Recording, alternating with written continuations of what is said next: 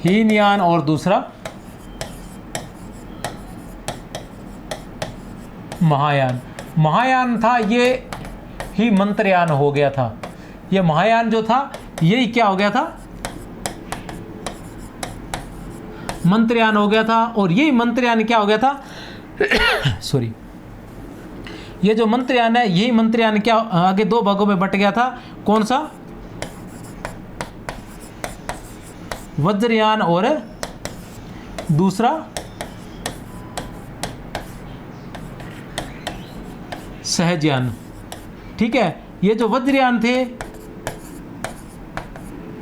इसके अंदर सिद्ध साहित्य आ जाता है या सिद्ध आ जाते हैं, और जो सहजयान है इसके अंतर्गत नाथ आ जाते हैं। ठीक है, अब जो हीनयान था इसको कहा जाता था छोटी सवारी। हीनयान मतलब छोटी सवारी। छोटी सवारी का मतलब इसमें कम लोग आते थे। क्या आते थे, कम लोग। कम लोग से तात्पर्य ये जो था ये सैद्धांतिक था। पुराने जो बौद्ध धर्म के सिद्धांत थे उन पर चलने वाला यह धर्म था हीनयान जो था। महायान इसे बड़ी सवारी कहते थे। इसे क्या कहते थे, बड़ी सवारी। बड़ी सवारी मतलब ज्यादा लोग। ज्यादा लोग, ज्यादा लोग मतलब इसमें केवल उच्च वर्ण के लोग अधिकतर थे और इसमें सभी जातियों के लोग जो है वो चले गए, अधिक लोग हो गए।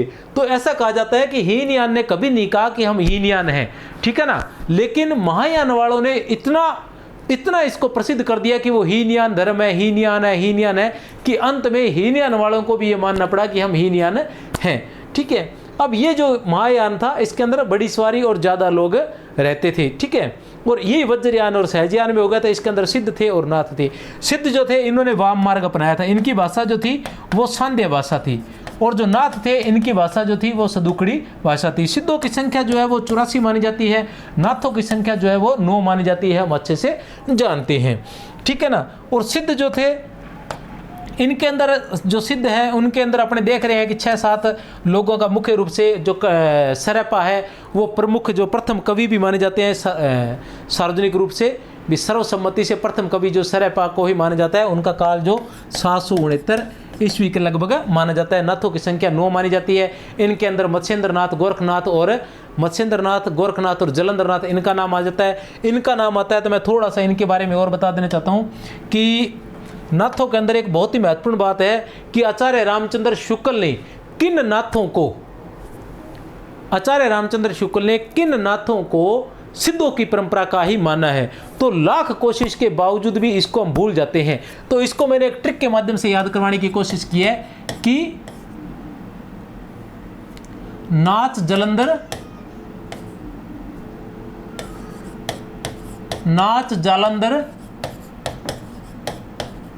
नाच। तो ना का मतलब हो गया नागार्जुन, जालंधर का मतलब जालंधर हो गया, और चै का मतलब हो गया चरपटनाथ। ठीक है ना का मतलब नागार्जुन, चै का मतलब चरपटनाथ और जालंधर नाथ। तो ये 3 नाथ थे। कौन कौन से, नागार्जुन,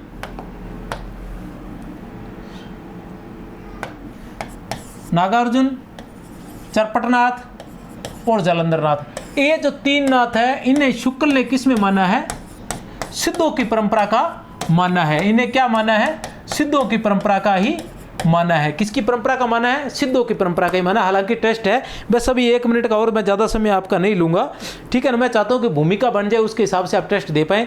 तो सिद्धों की जो नाथों की जो बात आती है, तो नाथों में क्या है कि सबसे पहले जो नाथ माने जाते हैं वो जालंधरनाथ माने जाते हैं। आचार्य शुक्ल का हिंदी साहित्य के इतिहास में स्पष्ट शब्दों में लिखा हुआ है कि सबसे पहले जालंधरनाथ माने जाते हैं। जालंधरनाथ जो थे उन्होंने क्या किया कि सिद्धों से अलग होकर वो जालंधर चले गए थे। तो ऐसा भी कहा जाता है कि ये जो सिद्धों की जालंधर शहर जो है वो भी शायद उन्हीं के नाम पर बना हुआ है। अब वो वहाँ चले गए, वहाँ एक बालनाथ का टीला का ऐसा आता है कि वो वहाँ जाकर बालनाथ कहलाए, और वहाँ एक बालनाथ का टीला भी है। और हिंदी साहित्य के ग्रंथ है पद्मावत, उसके अंदर उसका वर्णन भी मिलता है। अब जालंधरनाथ के शिष्य थे मत्स्येंद्रनाथ की एक छोटी सी कहानी बताता हूँ। मत्स्येंद्रनाथ क्या थे कि ऐसा कहते हैं कि शिव जो थे वो पार्वती को योग की जो योग रहस्य है उसकी शिक्षा दे रहे थे। तो वहीं समुद्र के किनारे बैठकर योग की शिक्षा दे रहे थे। तो वहीं मत्स्येंद्र नाथ जी तो थे, वो मत्स्य का रूप धारण करके, पहले उनका नाम मच्छिंद्र नाथ या मीननाथ, अन्य बहुत से नाम थे उनके, तो वहाँ मछली का रूप धारण करके या मत्स्य का रूप धारण करके वहाँ बैठ गए। और पार्वती को तो नींद आ जाती है, लेकिन वो सीखते रहते हैं। अंत में शिव जी को जब पता चलता है तो वो उन्हें श्राप दे देते हैं कि आपने जो योग का रहस्य जान तो लिया है, ठीक है, लेकिन आप इसका उपयोग नहीं कर पाएंगे, आप मोह जाल में फंस जाएंगे। वहाँ से जैसे मत्स्येंद्र नाथ जी अपने निवास पर आते हैं तो वो रानी पद्मावती के मोह जाल में फंस जाते हैं और वो वहीं फिर वहाँ से जो है गोरखनाथ जी उन्हें वहाँ से मुक्त करते हैं। इसलिए एक दोहा भी है कि भाग मच्छंद्र गोरख है, मच्छंद्र मतलब मच्छंद्र मत्स्येंद्र नाथ जी, और गोरखनाथ जी उन्हें मुक्त करते हैं। तो इसके लिए आचार्य रामचंद्र शुक्ल का हिंदी साहित्य के इतिहास में लिखा हुआ है कि जो मत्स्येंद्र नाथ जी थे वो इनके आदि गुरु माने जाते हैं, मतलब आदि गुरु नहीं, इनके प्रथम गुरु माने जाते हैं। तो मत्स्येंद्र नाथ ने इनको कहा था कि मैं हालांकि गुरु हूँ, ये परंपरा मुझसे प्रारंभ होती है, क्योंकि जलंधर नाथ इनके आदि गुरु माने जाते हैं, शिव भी माने जाते हैं, लेकिन वो सिद्धों की परंपरा से आए थे। इसलिए मत्स्येंद्र नाथ से नाथों की परंपरा को प्रारंभ मानने के कारण मत्स्येंद्र नाथ जी कहते हैं कि आज से तुम ही जो है इसके जो नाथों के जो मुख्य जो है नाथ है वो तुम ही माने जाओगे। किसको बोलते हैं वो? गोरखनाथ को, क्योंकि वो बोले कि मैं तो इस प्रेम मोह जाल में फंस गया था, ठीक है ना, और योग का जो सदुपयोग है वो मैं नहीं कर पाया, लेकिन आपने इसका सही किया और आपने सदैव मतलब इस मार्ग पर चले हो, इसलिए आप ही इसके आदि पुरुष कहलाएंगे। तो इस तरह से जो सबसे ज़्यादा जो नाम लिया जाता है वो गोरखनाथ का ही लिया जाता है। चलो चलते हैं प्रश्नों पर। जब तक अपनी गृहिणी का उपभोग न करेगा तब तक पंचवर्ण की स्त्रियों के साथ विवाह क्या करेगा? आचार्य रामचंद्र शुक्ल के अनुसार उपयुक्त कथन किसका है? ये क्या था? वाम मार्ग था। सिद्धों ने वाम मार्ग अपनाया था और उस वाम मार्ग ही इनके पतन का कारण बना था। वाम मार्ग में ये था कि जिस वस्तु का ज़्यादा मोह है उसका अत्यधिक सेवन किया जाए ताकि उसका मोह भंग हो जाए। तो ऐसी स्थिति में ये विलासिता का साधन बन गया था वामाचार, सिद्ध साहित्य, सिद्ध जो धर्म था जो भी है, ठीक है ना, वो इसका बन गया था। तो इस वजह से ये नष्ट भी हो गया था। तो किसका है ये कथन? है ये है किसके बारे में कहा गया? ये कर्णप्पा के बारे में। किसके बारे में? कर्णप्पा के बारे में कहा गया है, जिनके कर्णप्पा के बारे में कहा गया है।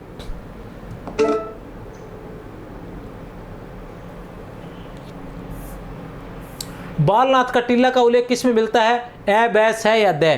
तो बालनाथ का टीला का उल्लेख किस में मिलता है? मैं बता चुका हूं आपको पहले ही कि बालनाथ का टीला का उल्लेख पद्मावत में मिलता है। कौन थे बालनाथ? बालनाथ थे जलंधर नाथ। जो जलंधर नाथ थे वो पंजाब में चले गए और वहां जाकर वो बालनाथ कहलाए, और उनके नाम से एक टीला भी है जहां बैठकर उन्होंने सेवा की थी, जिसका नाम है बालनाथ का टीला, और जिसका वर्णन जो है पद्मावत में मिलता है। रत्नाकर जोपम कथा किन की पुस्तक है? रत्नाकर जोपम कथा जो है वो किन की पुस्तक है? बताइए।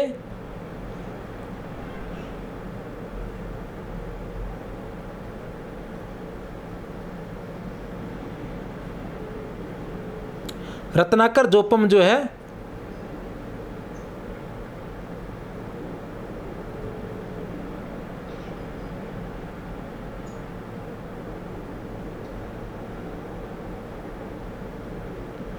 रत्नाकर जोपम जो है वो किसकी कथा है? नाथों की, सिद्धों की?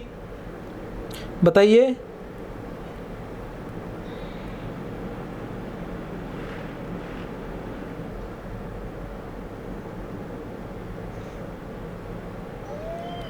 रत्नाकर जोपम जो है वो कथा किन की कथा है? ए, बैस है या दे? तो किसकी है? सिद्धों की कथा है। किसकी कथा है? सिद्धों की कथा है।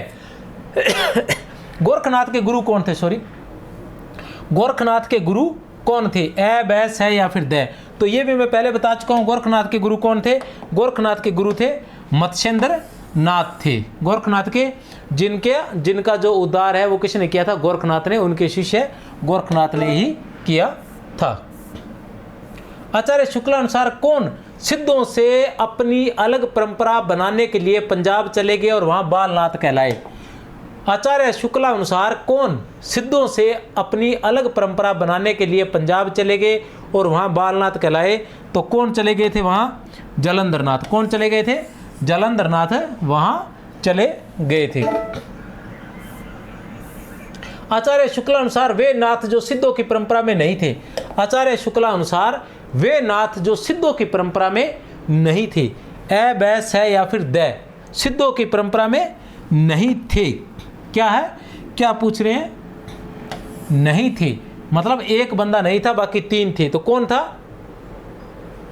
गोरखनाथ। जो गोरखनाथ थे वो सिद्धों की परंपरा में नहीं थे। बाकी मैं आपको इसका बता ही चुका हूं, क्या था? नाच जालंधर नाच। तो ना का नागार्जुन, च का चरपटनाथ, जालंधर का जालंधरनाथ और आखिरी जो नाच है उसका कोई मतलब नहीं है, ठीक है ना। ना का नागार्जुन तो आचार्य रामचंद्र शुक्ल ने किनको कहा है जो सिद्धों की परंपरा में आए थे? वो कौन से तीन नाथ थे? नाच, जालंधर, नाच। ना से नागार्जुन, च से चरपटनाथ और जालंधर नाथ। आज के बाद कभी नहीं भूलोगे और नहीं तो कभी याद होने वाली चीज नहीं थी ये। नाथ संप्रदाय से संबंधित असंगत कथन है। ईश्वर उपासना के बाहरी विधानों का विरोध, वेद शास्त्र के प्रति अश्रद्धा, तीर्थ यात्रा का विरोध, खंडन मंडन का विरोध। तो उत्तर है द। ईश्वर उपासना के बाहरी विधानों का विरोध, बिल्कुल ये बाहरी विधानों का, कुंडली चक्कर का बात करते थे, बाहरी विधानों का ये विरोध करते थे। वेद शास्त्र जो है उसकी प्रति अश्रद्धा थी, उसका भी विरोध करते थे। तीर्थ यात्रा का भी विरोध करते थे, ये जो है तीर्थ यात्रा का भी विरोध करते थे। खंडन मंडन का विरोध नहीं करते थे क्योंकि स्वयं ये खंडन मंडन करते थे, जैसे कबीरदास जी ने किया था वैसे ही ये खंडन मंडन करते थे। पहले अपने पढ़ चुके हैं। इन्हीं नाथों का प्रभाव जो है वो संत काव्य पर पड़ा है, विशेषकर कबीर पर और जम्बनाथ जी पर। जम्बनाथ जी के बारे में भी हम पढ़ चुके हैं कि सबसे ज़्यादा जम्बनाथ पर जो प्रभाव पड़ा था, नगेंद्र का जो टेस्ट 7 था उसके अंदर हमने पढ़ा था कि जम्बनाथ पर सर्वाधिक प्रभाव किसका पड़ा था? तो नाथों का पड़ा था। भाव न होई अभाव न होई, ऐस संबोहे को पति आई। भाव न होई अभाव न होई, अवस संबोई को पति आए। तो बताइए क्या रहेगा इसका उत्तर? भाव न होई अभाव न होई, कौन रहेंगे इसके? ए बैस है या फिर द? ए बैस है या फिर द? तो कौन है? लुईपा। कौन है? लुईपा। और लुईपा के बारे में ये आता है कि प्रथम जो थे वो तो सरपा थे, लेकिन जो क्या था लुईपा के बारे में कि जो सर्वाधिक, इनके बारे में थोड़ा सा 1 मिनट में देख के बता देता हूं।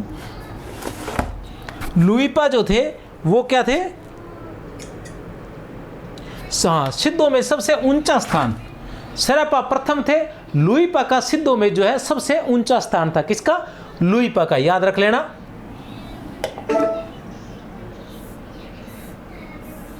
गोरक्ष सिद्धांत संग्रह, गोरक्ष सिद्धांत संग्रह का संपादन किसने किया था? ए बैस है या फिर द? गोरक्ष सिद्धांत संग्रह का संपादन किसने किया था? बताइए। गोरक्ष सिद्धांत संग्रह का संपादन किसने किया था? बताइए।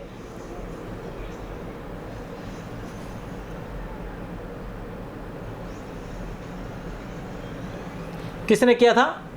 गोपीनाथ ने। किसने किया था? गोपीनाथ ने। जाति पाति के खंडन तो वे स्वयं आप थे। आचार्य रामचंद्र शुक्ल लिखते हैं कि जाति पाति के खंडन तो वे स्वयं आप थे। ऐसा किसके बारे में कहा है? ए बैस है या द? तो किसके बारे में कहा है? सिद्धों के बारे में। किसके बारे में कहा है? सिद्धों के बारे में, क्योंकि सिद्धों में स्वयं सभी जातियों के लोग थे। तो अपने आप में सभी जातियों के लोगों का एक साथ होना, तो वो अपने आप में एक तरह से जाति पाति का खंडन का विरोध करने जैसा ही यह उदाहरण था अपने आप में एक बहुत बड़ा। सिद्धों की संख्या थी कितनी थी? कोई समस्या नहीं है, सिद्धों की संख्या 84 थी। गोरखनाथ का संस्कृत भाषा में लिखा गया ग्रंथ नहीं है। गोरखनाथ का संस्कृत भाषा में लिखा गया ग्रंथ नहीं है। ए बैस है या फिर द? तो कौन सा? द। गोरखसार जो है वो संस्कृत भाषा में नहीं लिखा गया है। इसको विस्तार से देख लेते हैं। गोरखनाथ के जो संस्कृत ग्रंथ है वो सिद्ध सिद्धांत पद्धति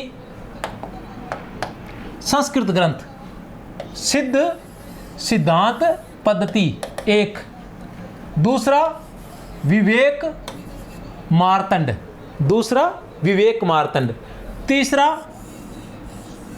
शक्ति संगम तंत्र, तीसरा क्या है, शक्ति संगम तंत्र, और 4 नंबर पर है निरंजन पुराण, 5 नंबर पर है विराट पुराण, 5 नंबर पर विराट पुराण। ये सभी क्या है, गोरखनाथ के संस्कृत ग्रंथ है। कौन कौन से, सिद्ध सिद्धांत पद्धति, विवेक मार्तंड, शक्ति संगम तंत्र, निरंजन पुराण और विराट पुराण। गोरखनाथ के देश भाषा, क्या चीज है, देश भाषा रचित जो ग्रंथ है वो कौन कौन से है,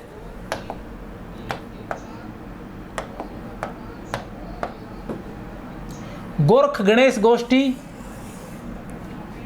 महादेव गोरख संवाद, गोरखनाथ जी की 17 कला, गोरख बोध, दत्त गोरख संवाद, योगेश्वरी साखी, नरवई बोध, विराट पुराण। ये संस्कृत के विराट पुराण का अनुवाद है। गोरखसार और गोरखनाथ की बानी इत्यादि जो है ये किस भाषा में रचित है, देश भाषा काव्य में रचित है। किस में है, देश भाषा काव्य में।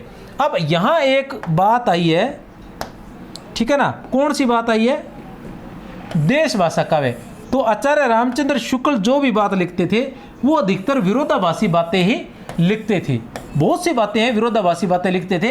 अब देश भाषा काव्य जो जब हम शुरुआत में पढ़ के गए थे तो उसमें उन्होंने बताया गया है कि जो अपभ्रंश काव्य है उसके अंदर उन्होंने वर्णन किया है किसका, नाथ साहित्यकार इसका, ठीक है ना, नाथ साहित्यकार उसका जो किस में वर्णन किया है, अपभ्रंश काव्य के अंदर नाथकार सिद्धों का, और देश भाषा काव्य के अंदर रासो काव्य की है। लेकिन यहाँ जो गोरखनाथ की रचनाएं हैं वो किस में बताई गई है, संस्कृत में और देश भाषा में। तो ये हमें अच्छे से दिमाग के अंदर रख लेना है।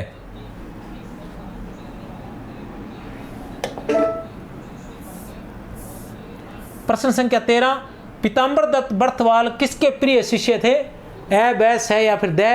तो पीताम्बर दत्त बर्थवाल थे किसके, आचार्य रामचंद्र शुक्ल के प्रिय शिष्य थे, जिन्होंने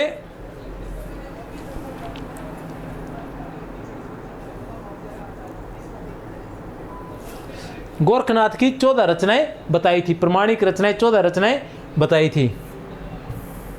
आचार्य शुक्ल ने किन की रचनाओं की भाषा को देश भाषा मिश्रित अपभ्रंश या पुरानी हिंदी कहा है। आचार्य शुक्ल ने किन की रचनाओं की भाषा को देश भाषा मिश्रित अपभ्रंश या पुरानी हिंदी कहा है।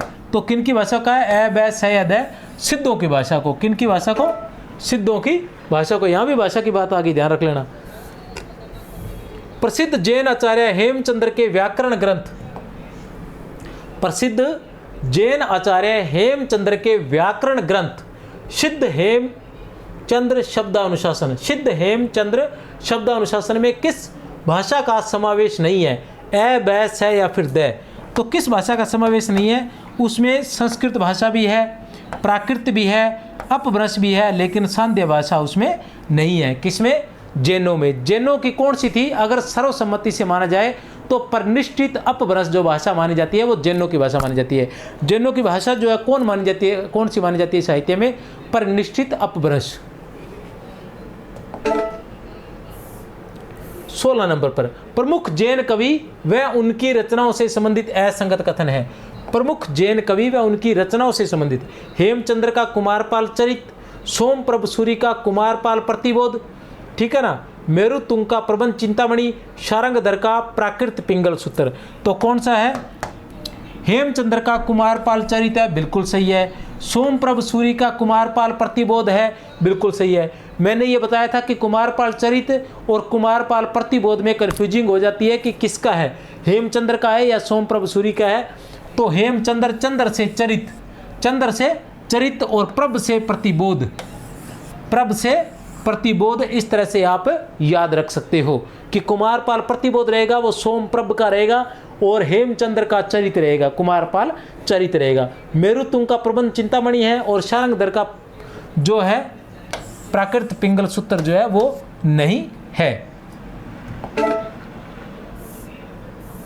अपभ्रंश की रचनाओं की परंपरा यहीं समाप्त होती है। अपभ्रंश की रचनाओं की परंपरा यहीं समाप्त होती है। आचार्य शुक्ल का यह कथन किसके लिए आया है, ए बैस है दे, तो ये बता चुका हूं हमीर रासों के लिए। वीरगाथा काल या आदि काल का जो अंतिम वाक्य है वो यही है। प्रबंध चिंतामणि किसकी थी, मेरुतुंग की थी, उक्ति व्यक्ति प्रकरण प्रमाण रासो किसका था? जगनिक का था।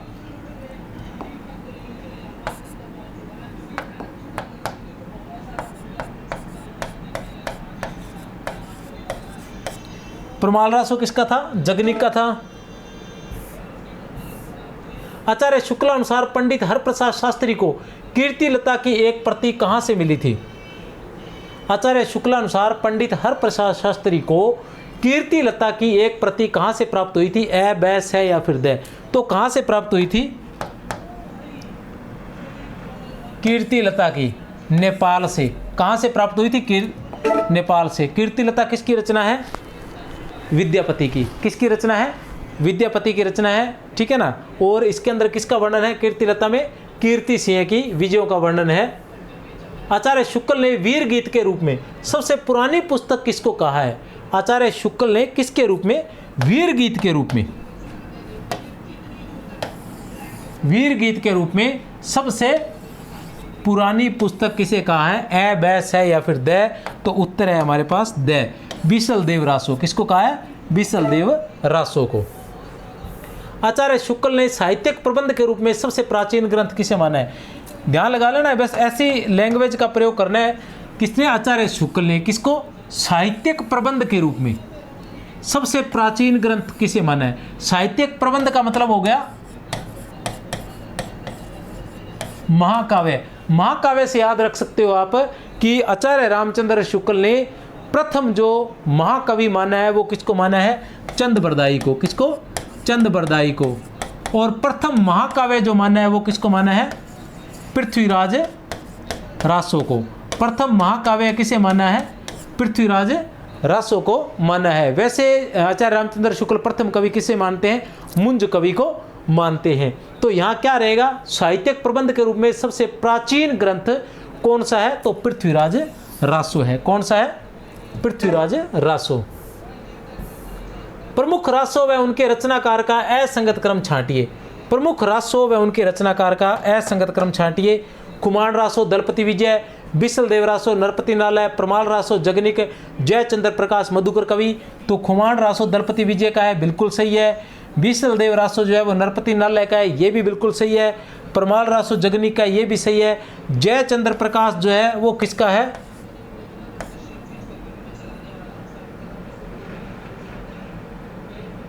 भट्ट केदार का। किसका है वो? भट्ट केदार का। जयचंद्र प्रकाश जो है वो भट्ट केदार का है। मधुकर कवि का कौन सा है? मधुकर कवि का है जय मयंक जस चंद्रिका। तो मधुकर कवि का क्या है? जय मयंक जस चंद्रिका। मधुकर कवि का जय मयंक जस चंद्रिका, भट्ट केदार का जयचंद्र प्रकाश है। इनको याद कैसे रखोगे? काफी कंफ्यूजिंग है ये। इनको याद कैसे रखोगे? भट्ट केदार जो है वो नाम छोटा है तो जयचंद्र प्रकाश भी नाम छोटा है। मधुकर कवि नाम बड़ा है तो जय मयंक जस चंद्रिका नाम भी बड़ा है। इस चीज को आप अच्छे से याद रख सकते हो, ठीक है ना। दूसरा हम याद रख सकते हैं, इस तरह से हम इसको याद रख सकते हैं।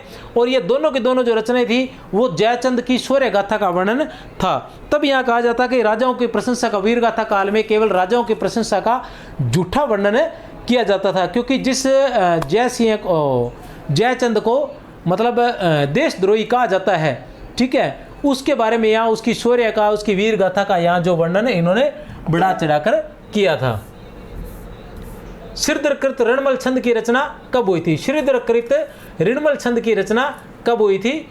ए, बै, से या फिर दे? तो कब हुई थी? 1397 ईस्वी में। कब हुई थी? 1397 ईस्वी में। आचार्य शुक्लानुसार असंगत कथन है। आचार्य रामचंद्र शुक्ल के अनुसार असंगत कथन है। कौन सा है? चंद-बरदाई हिंदी के प्रथम महाकवि,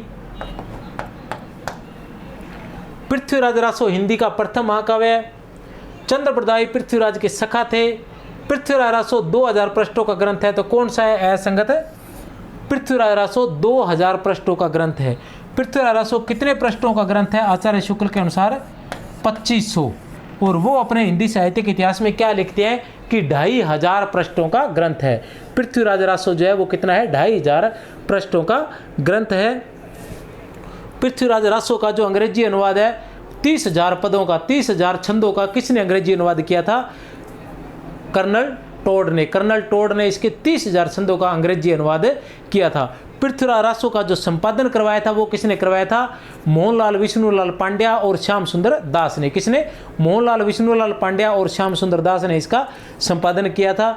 और आचार्य रामचंद्र शुक्ल जो है, इसे एक तरफ मैंने कहा था विरोधाभासी है, एक तरफ तो पृथ्वीराज रासो को प्रथम महाकाव्य मानते हैं और चंद्र बरदाई को प्रथम महाकवि मानते हैं, एक बात है। और रासो काव्य के अंतर्गत, देश भाषा काव्य के अंतर्गत सर्वाधिक पृष्ठों में जिसके बारे में इन्होंने विस्तार से लिखा है वो भी है पृथ्वीराज रासो। लेकिन पृथ्वीराज रासो को वो क्या कहते हैं? एक जाली ग्रंथ कहते हैं, एक जाली ग्रंथ कहते हैं। वो कहते हैं, आचार्य रामचंद्र शुक्ल लिखते हैं कि इस आधार पर कि वो काव्य है, ठीक है ना, और ऐतिहासिक घटनाओं को झुठलाया नहीं जा सकता। ऐतिहासिक ग्रंथ तो जो पृथ्वीराज विजय है वो भी है, ज्ञानक कर्त पृथ्वीराज विजय भी है, वो भी ऐतिहासिक ग्रंथ है। फिर उसमें इतिहास की जो घटनाएं हैं वो सारी मेल क्यों खाती हैं इतिहास से?